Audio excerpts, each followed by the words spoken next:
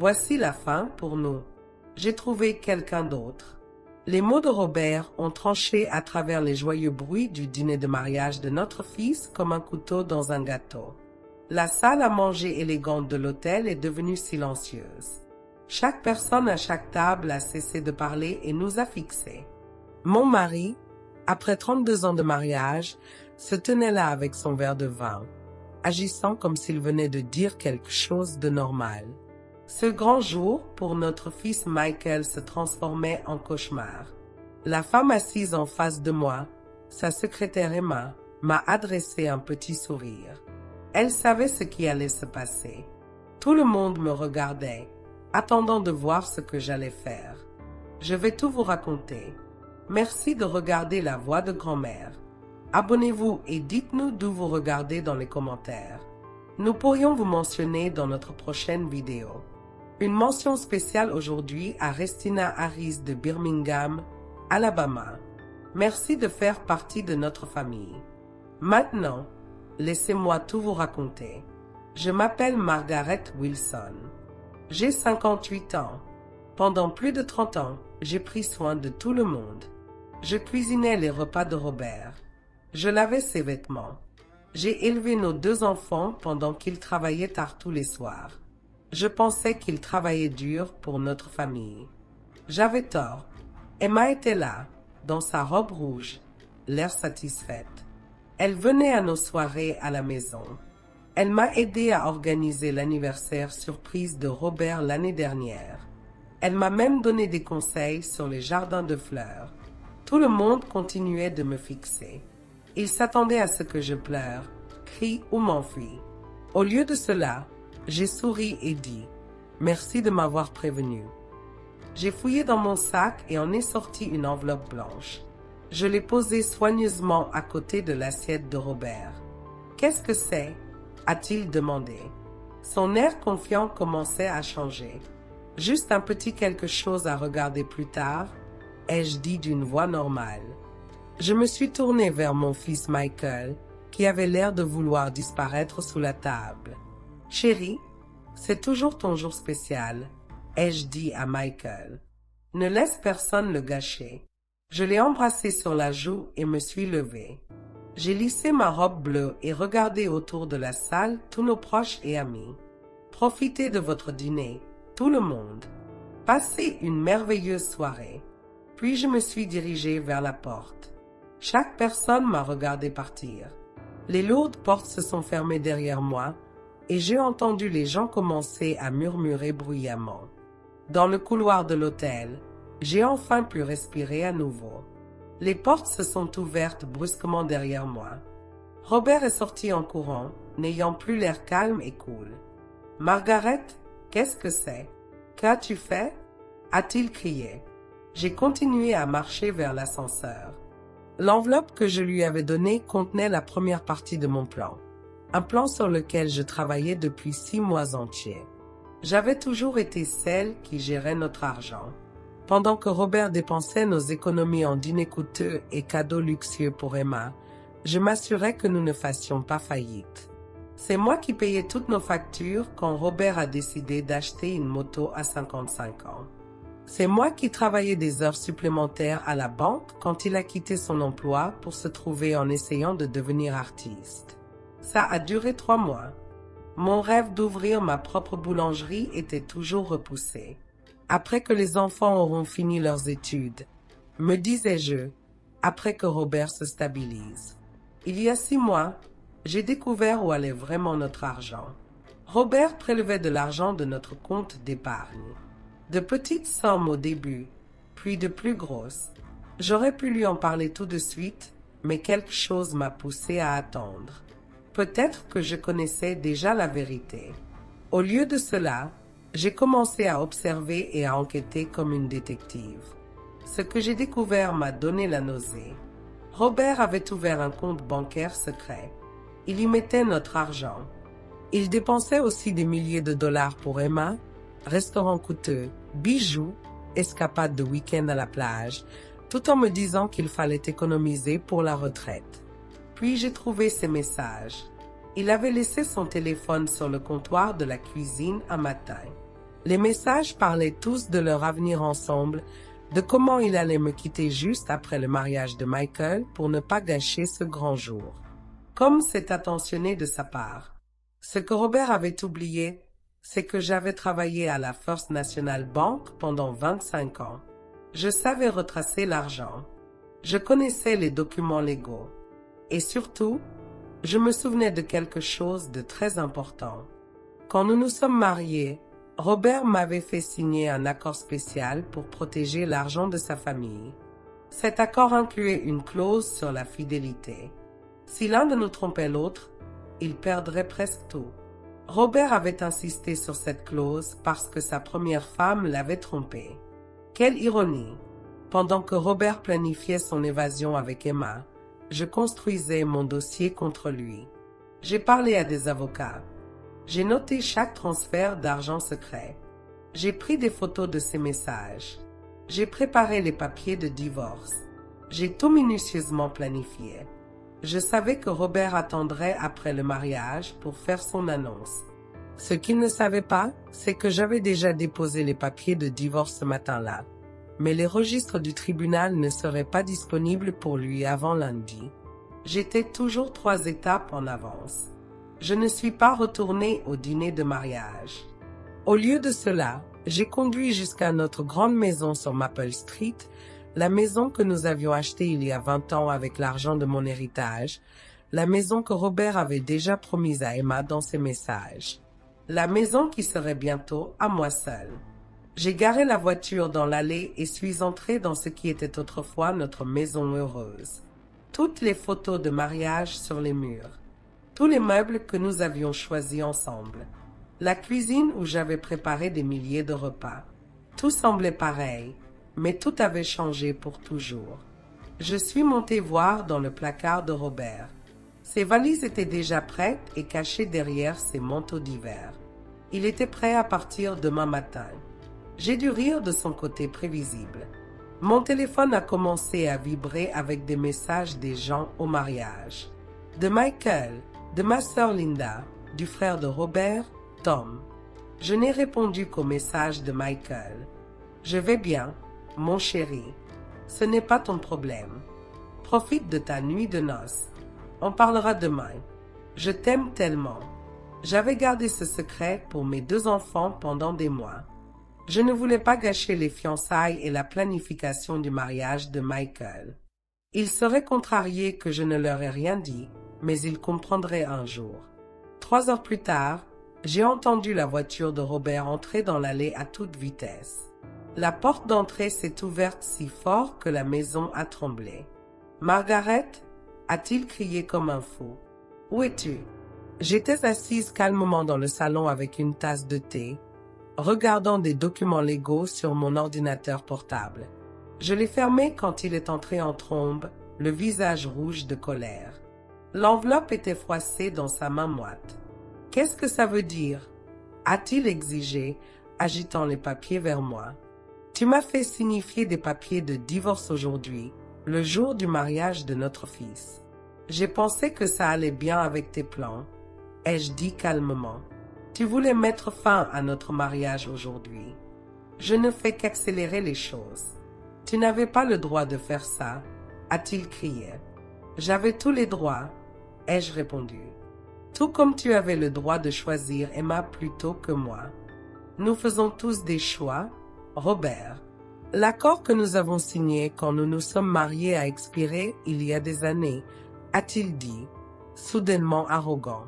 « N'importe quel avocat te le dira. » J'ai souri légèrement. En fait, il n'a pas expiré. L'article 15 stipule que la clause de fidélité reste en vigueur pendant tout le mariage. Ton avocat aurait dû te le dire. Oh, attends, tu n'as pas parlé à un avocat avant, n'est-ce pas? Le visage de Robert est devenu blanc comme un linge en comprenant ce que cela signifiait. L'accord qu'il m'avait forcé à signer pour protéger son argent allait maintenant tout lui enlever. Notre maison, notre chalet de vacances au bord du lac, ça part de notre argent de retraite. Son grand discours au dîner de mariage venait de devenir le discours le plus coûteux de sa vie. « Tu ne peux pas me faire ça », a dit Robert, s'effondrant sur le canapé comme un ballon dégonflé. Nous avons construit cette vie ensemble et tu as choisi de la détruire, ai-je répondu. Juste pas de la manière que tu avais prévu. Le téléphone de Robert n'arrêtait pas de vibrer dans sa poche. Il l'a regardé et l'a ignoré. Probablement Emma qui se demandait où il était et pourquoi il ne suivait pas leur plan. Tu as toujours été intelligente, Margaret. Mais c'est juste méchant, a-t-il dit, essayant de me faire sentir coupable. Et nos 32 ans ensemble, ça ne compte pas. J'ai regardé cet homme que j'avais aimé pendant plus de 30 ans. L'homme qui m'a soutenu quand ma mère est morte. L'homme qui a pleuré de joie à la naissance de nos bébés. L'homme qui m'apportait des fleurs tous les vendredis. Quand a-t-il changé? Ou avait-il toujours été égoïste et j'étais trop occupée à prendre soin de tout le monde pour le remarquer? Nos 32 ans représentaient tout pour moi, ai-je dit honnêtement. C'est pourquoi ton infidélité fait si mal. Son visage en colère s'est un peu adouci. Peut-être pensait-il qu'il pouvait encore arranger les choses. Peut-être qu'on peut trouver une solution. Les gens font des erreurs. J'ai fait une erreur. Ce n'était pas une erreur, Robert. C'était un plan que tu as élaboré pendant plus d'1 an. Tu as volé notre argent. Tu as visité des appartements avec elle. Tu as prévu de m'humilier en public? Son visage s'est durci à nouveau. Tu fais paraître les choses pires qu'elles ne l'étaient. Vraiment, j'ai pris mon téléphone et joué un enregistrement. C'était la voix de Robert disant des choses horribles à mon sujet. Après le mariage, je lui dirai que c'est fini. Le faire en public, c'est mieux. Elle ne fera pas d'esclandre devant tout le monde. Puis la voix d'Emma. Et elle ne sait rien de l'argent. Robert encore. Rien du tout. Margaret me fait entièrement confiance. C'est sa plus grande faiblesse. Le sang s'est complètement retiré de son visage. Tu as enregistré nos conversations privées. C'est illégal. Pas dans notre état quand c'est chez toi, ai-je dit. Et je n'ai enregistré que les conversations sur tes plans pour me voler. Robert s'est levé, l'air paniqué. J'ai besoin de passer quelques appels. Bien sûr, ai-je dit. Ton avocat serait un bon point de départ. Je vais dormir chez Tom ce soir. Chez Tom? A-t-il bafouillé? La maison de mon frère. Il a hoché la tête. Il est assez en colère contre toi. En fait, il t'a vu avec Emma au centre commercial le mois dernier. Il ne m'en a pas parlé tout de suite. Il t'en a parlé d'abord. Tu lui as promis que ce n'était rien, que tu arrêterais de la voir. Quand il a réalisé que tu avais menti, il est venu me voir. C'était un autre choc que Robert n'avait pas prévu. Tom et moi nous sommes toujours bien entendus. Mais Robert n'aurait jamais pensé que son propre frère prendrait mon parti. Tout le monde se retourne contre moi, a-t-il marmonné tristement. Intéressant, n'est-ce pas? J'ai pris mon sac et un petit sac que j'avais préparé plus tôt. Tu as jusqu'à demain soir pour prendre tes affaires dans la maison. Après ça, je change toutes les serrures. En marchant vers la porte, Robert m'a appelé désespérément. Et les enfants? As-tu pensé à ce que ça leur fera, à Michael et Sarah? Je me suis arrêtée, ressentant de la colère pour la première fois. N'ose pas utiliser nos enfants comme excuse, Robert. Tu ne pensais certainement pas à eux quand tu planifiais ta nouvelle vie d'appartement avec Emma. Son téléphone a vibré à nouveau. Cette fois, il l'a regardé et a gémi bruyamment. Un problème? Ai-je demandé gentiment. Emma est déjà à l'appartement. Elle a emménagé toutes ses affaires. Je n'ai pas pu m'empêcher de sourire encore plus. L'appartement où vous avez mis vos 2 noms. Le bail que tu as signé le mois dernier. Robert a hoché la tête, l'air confus. Tu devrais peut-être appeler le bureau de l'appartement. Cette demande a été rejetée à cause de problèmes de crédit.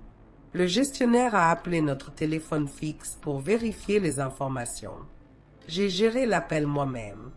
Je suis sortie, laissant Robert face au premier de nombreux problèmes. Sa nouvelle vie parfaitement planifiée s'effondrait plus vite qu'un château de cartes. Tom vivait dans une belle maison à l'autre bout de la ville, près de l'université où il enseignait l'histoire.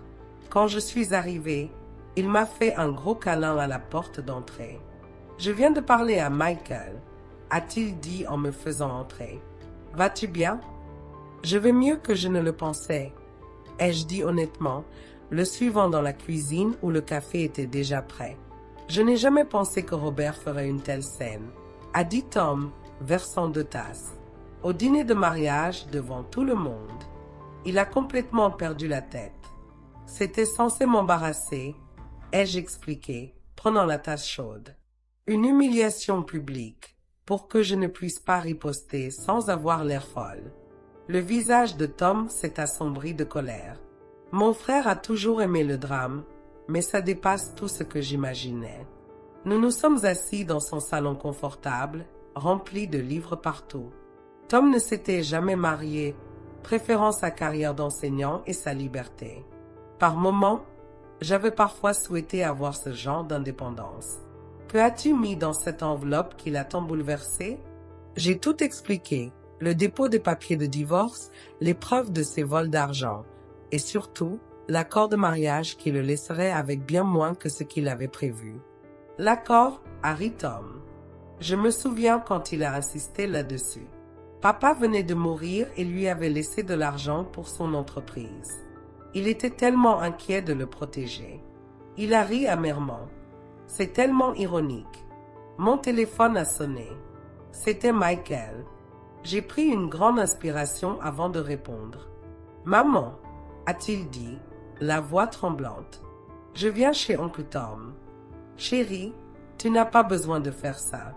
Je suis déjà en route. » m'a-t-il interrompu.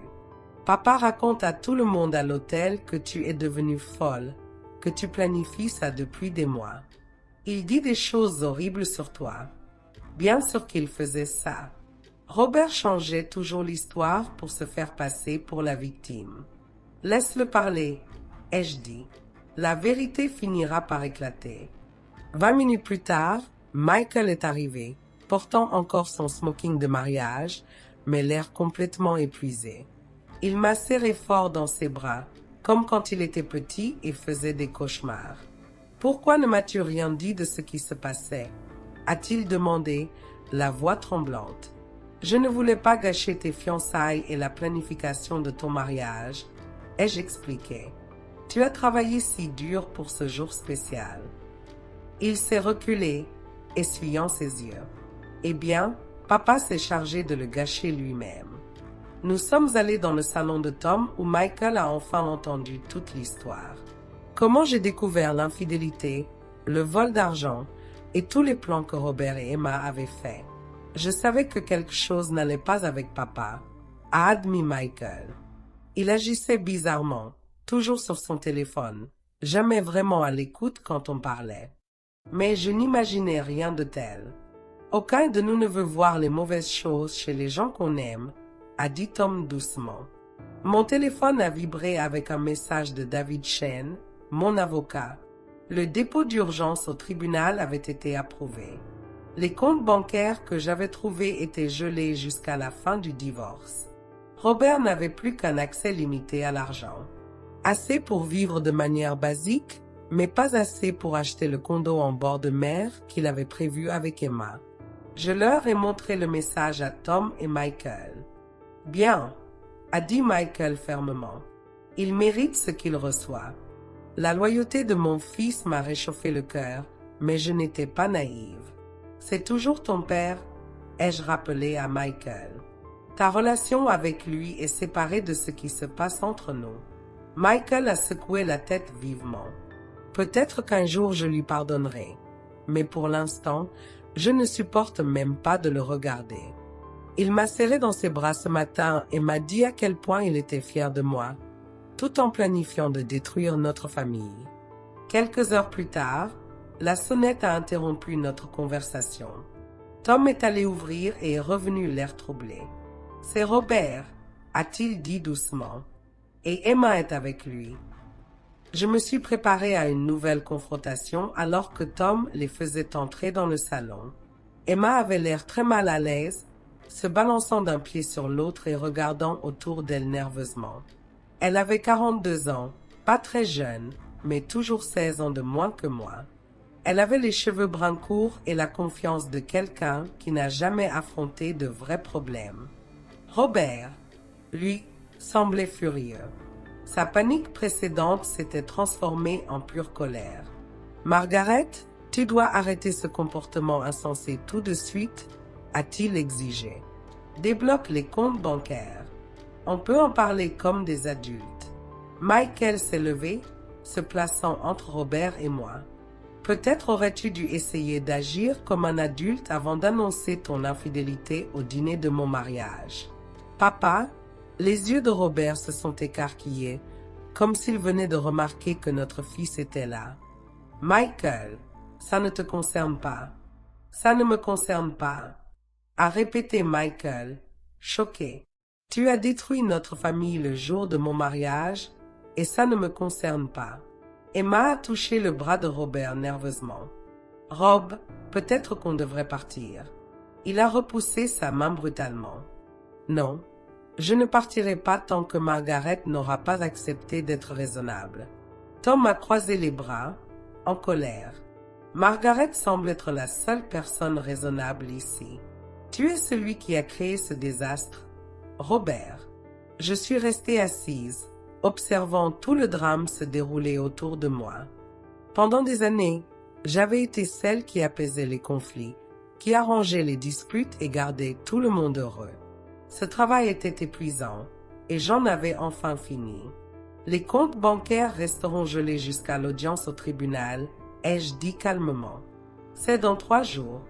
Le juge décidera comment diviser notre argent à ce moment-là. 3 jours? A bafouillé Robert, furieux. Qu'est-ce que je suis censé faire pendant 3 jours? Tu as ton compte personnel, lui ai-je rappelé. Celui où tu as mis de l'argent pendant l'année dernière. Ça devrait suffire pour l'instant. La tête d'Emma s'est tournée vers Robert, surprise. Tu as un compte séparé, avec combien d'argent dedans? Une situation intéressante se développait. Clairement, Robert n'avait pas été totalement honnête avec Emma non plus. Robert a complètement ignoré sa question. C'est juste de la vengeance, Margaret. Ce n'est pas du tout toi. Peut-être que tu n'as jamais vraiment connu la vraie moi, ai-je répondu calmement. Tout comme, apparemment, je n'ai jamais connu le vrai toi. Michael s'est tourné vers Emma, les yeux pleins de feu. Savais-tu qu'il allait faire cette annonce au dîner de mon mariage? Emma a eu la décence d'avoir l'air honteuse et embarrassée. Je pensais qu'il allait parler à ta mère en privé. L'annonce publique aujourd'hui m'a complètement surprise. Robert a jeté à Emma un regard de trahison. Des fissures apparaissaient déjà dans leur partenariat. Je pense que vous devriez partir tous les deux maintenant, a dit Tom fermement. Vous avez assez bouleversé Michael et Margaret pour aujourd'hui. Michael, a plaidé Robert désespérément. Tu comprends que les relations changent parfois, n'est-ce pas? Parfois, les gens s'éloignent et cessent de s'aimer. Le visage de mon fils s'est durci comme jamais auparavant.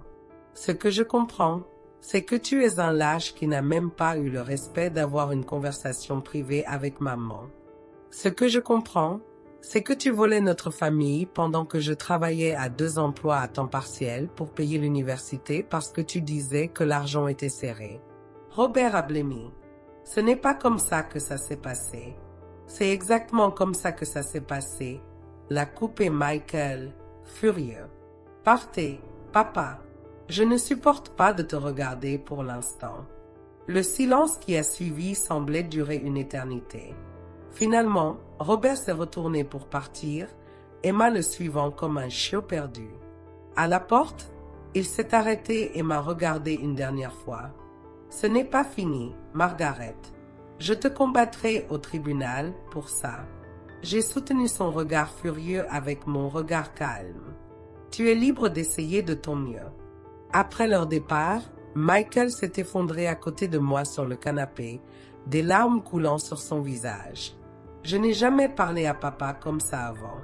Je l'ai pris dans mes bras. Parfois, défendre ce qui est juste est douloureux, mais c'est toujours la bonne chose à faire. Tom nous a apporté des tasses de café fraîches. Au nouveau départ, a-t-il dit, levant sa tasse en l'air. En effet, ai-je pensé, cette fin était vraiment le début de quelque chose de complètement nouveau et différent. L'audience au tribunal a eu lieu dans une petite salle d'audience un jeudi matin nuageux. Je suis arrivé avec mon avocat, David, tandis que Robert est venu avec un avocat qu'il avait rapidement engagé, un jeune homme d'un cabinet qui traitait habituellement des affaires commerciales, pas des divorces. Le mauvais choix d'avocat de Robert était encore une conséquence de sa planification précipitée. La juge était une femme plus âgée aux yeux perçants et sans patience pour les absurdités. Elle a lu notre accord de mariage très attentivement. Ce document semble tout à fait valide, a-t-elle dit, regardant par-dessus ses lunettes l'avocat de Robert. Mettez-vous en doute son authenticité? Le jeune avocat s'est éclairci la gorge nerveusement. Votre honneur, nous pensons que l'accord a expiré en raison du temps écoulé. L'article 22 stipule clairement que la durée est pour la longueur du mariage plus toute procédure légale résultant de sa fin. La juge a lu à voix haute. Il n'y a aucune date d'expiration mentionnée nulle part. Robert s'est penché pour chuchoter urgemment à son avocat, qui semblait de plus en plus mal à l'aise. De plus, a continué la juge, les preuves de transfert d'argent systématique semblent violer les exigences d'honnêteté financière de l'article 28. Elle a feuilleté d'autres papiers, puis a levé les yeux sévèrement. Je décide de maintenir le gel des comptes conjoints jusqu'à ce que la découverte financière complète soit terminée. Le compte personnel de M. Wilson restera à sa disposition. La maison familiale restera en possession de Mme Wilson pendant les procédures, comme stipulé dans la clause d'infidélité de l'accord de mariage. Le visage de Robert est devenu rouge foncé de colère. C'est complètement injuste, a-t-il marmonné assez fort pour que tout le monde l'entende. La juge l'a fixé d'un regard sévère qui aurait pu geler de l'eau. Monsieur Wilson, je vous suggère de lire plus attentivement l'accord que vous avez signé. Ce tribunal se réunira à nouveau dans 30 jours pour l'audience complète après que la découverte sera terminée. En quittant la salle d'audience, Robert m'a rattrapé dans le couloir à l'extérieur. Margaret, s'il te plaît. Nous devons parler de ça comme des gens raisonnables. 32 ans de mariage, ça doit compter pour quelque chose d'important.